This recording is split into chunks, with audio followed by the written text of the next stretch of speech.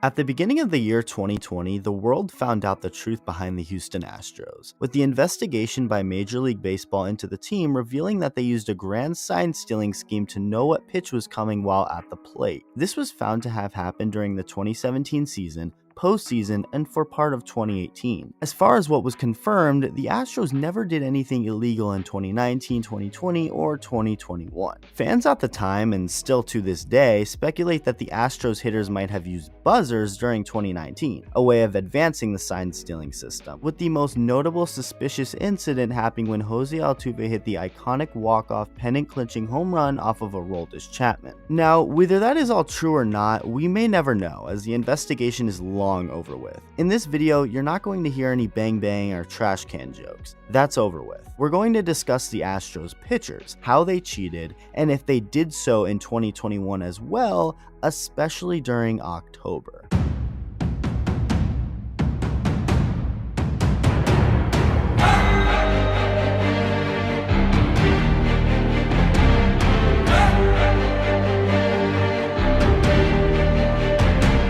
In 2017, Justin Verlander had a 3.82 ERA in the Tigers uniform before he was traded to Houston. That's not bad by any means, but for Verlander, it just wasn't what we as fans were used to seeing from him. His ERA in an Astros uniform during 2017, 1.06 with a 2.21 in the postseason. Do not think for a second that that was a coincidence. Verlander is a great pitcher, elite if we're being accurate, and easily one of the greatest pitchers of all time. But with that being said, he likely does not have the success he did after the trade without a certain something being involved, and don't think I'm just singling out Verlander here. Garrett Cole was a really good pitcher with the Pittsburgh Pirates. He was bound to be the moment he put on a big league uniform, considering he was the #1 overall pick in 2011, and although was really good with some solid years leading up to his trade to Houston, he wasn't necessarily anything too special in his last year with the Pirates. For the 2017 season, Garrett Cole pitched his way to a 4.26 ERA in over 200 innings. Nothing crazy, right? Well, Cole would go on to have two not just good, but elite seasons in 2018 and 2019, the 2 years he pitched in Houston. A 2.88 ERA in 2018 and a 2.50 in 2019, with 276 strikeouts and 326 each year, respectively. This all led to one of the richest contracts we have ever seen, as Cole signed a 9-year, $326 million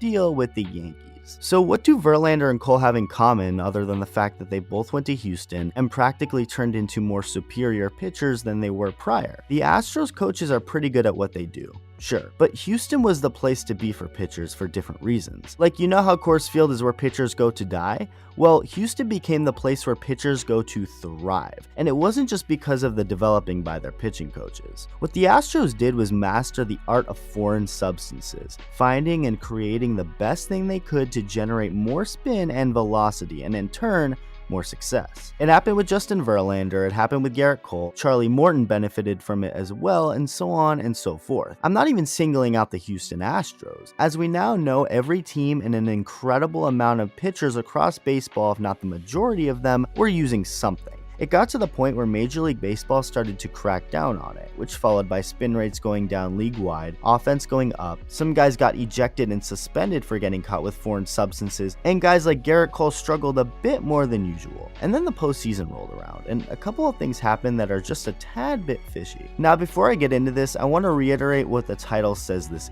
is. A theory, no more, no less. I'm not saying that these Astros pitchers 100% cheated, but more so bringing up the idea that they might have and that it's incredibly suspicious nonetheless. Luis Garcia of the Houston Astros had a solid regular season in 2021. In 155 and a third innings, Garcia pitched to a 3.48 ERA, struck out 167 hitters, won 11 games, and finished second in the American League Rookie of the Year voting. The postseason rolled around, and something happened. Garcia started to struggle, like really badly. In Game 3 of the ALDS against the White Sox, Garcia crapped the bed, giving up 5 runs on 5 hits, 3 walks, and a home run while failing to get out of the 3rd inning. By the time he took the mound again, it was more of the same, this time against the Red Sox. In just over 1 inning of work, Garcia gave up 5 runs on 2 hits, one of them being a grand slam, and 3 walks before getting taken out with apparent right knee discomfort. Many feel that that was a shady situation and not a real injury. and that would make a whole lot of sense when you see what ended up happening by the end of the series. In Game 6 of the ALCS against Boston, Garcia got the start. By this point,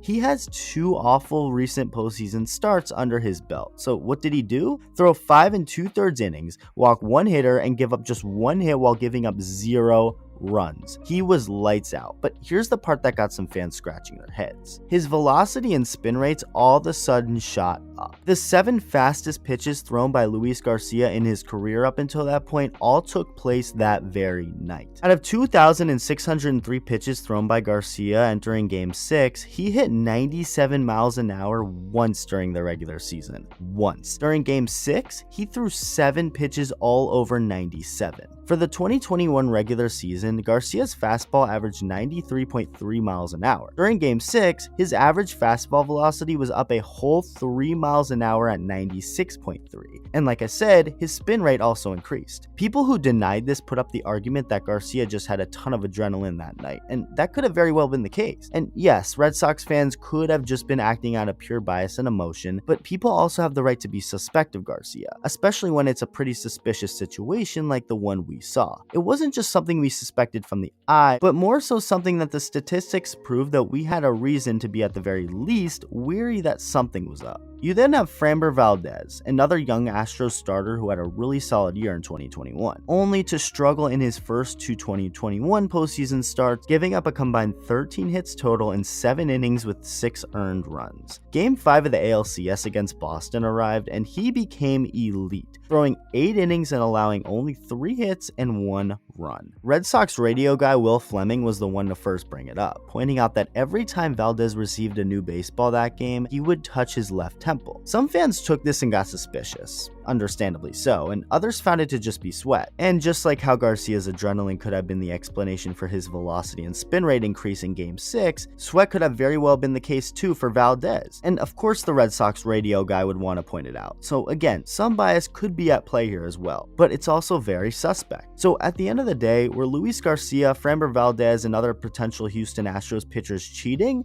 Only they know. We know guys like Verlander, Cole, Morton, and tons of other guys on other teams did because, well, everyone seemed to do it. But then baseball started to seriously crack down on what was becoming a problem around the game. Even with all the checks and measures MLB is taking to cut down on the sticky stuff, there's bound to be some players who still find a way to sneak it. And maybe some of those guys were Luis Garcia and Framber Valdez. But this was just a theory, something that has the potential to be true, but very well also could be false. Let me know if you think these Astros pitchers cheated during the 2021 postseason, and thank you for watching.